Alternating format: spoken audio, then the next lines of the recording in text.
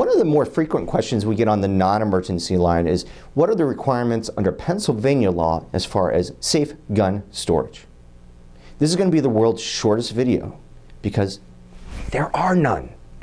So a lot of the questions that we may get are like, when I don't have my firearm on me, and they usually mean a handgun, do I have to lock it up in my house?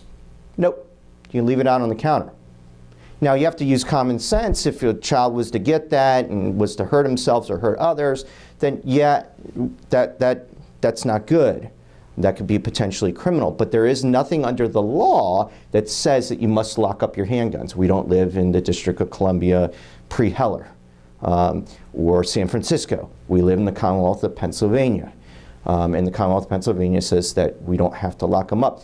In fact, you can leave a handgun, a long gun, any weapon that you could legally possess or own inside of your truck. A lot of people have truck guns. I have one.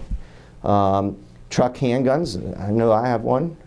You know, the bottom line of it is that there is no safe storage. You don't have to put a trigger guard on. It's very simple here in the Commonwealth of Pennsylvania. What we call big boy rules. So this is, you know, use common sense. So there is no law against it. And so that's the Commonwealth of Pennsylvania's position.